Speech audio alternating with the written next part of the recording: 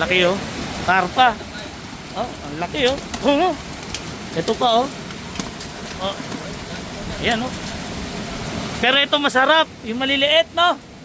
Palutungin. Daming maliit oh. Grabe, yung lalaki oh. Oh, sarap. Ay, grabe, lalaki. Tatlo agad. Pero karamihan, maliliit. Pero, pag inabang-abangan niya yan, madaming maliliit yan. Ay, maliliit, malalaking papasok yan. Grabe. Ano yan?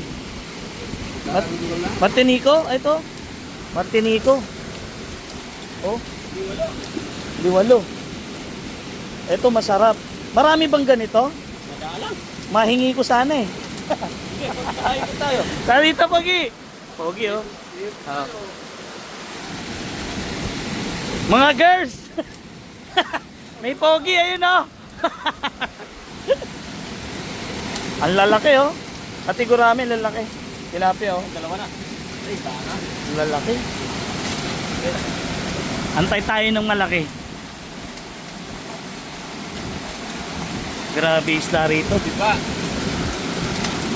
Ito, palutungin. Talaga ito masarap na maliliit. Yan naman. Ayan o. Maliliit. Sarang. Yatuso ko yatuso. Kadami. Tilapia o. Maganda. Higit 30,000 kilos na po yung nakukuha dito ha. 30,000 kilos. Nangangalahati na ba? Hinahuli? Nangangalahati na? Meron ng kalahati? Pero yung matitira, marami rin yun eh, no? Yun yung ano natin, pukot, no? Pupukutin namin yung matitira. Mas marami doon.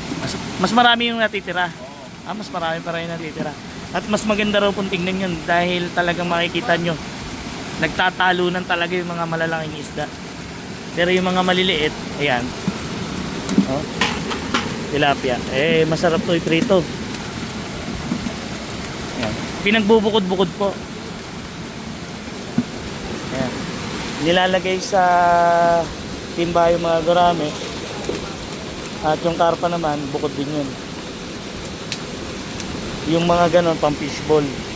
Sa fishball po napupunta yan. Pero yung mga ganong karpa, per kilo, iba na ho yun. Ayun, laki tilapia, oh, sarap. Laki ng tilapia. Grabe dito isda, oh.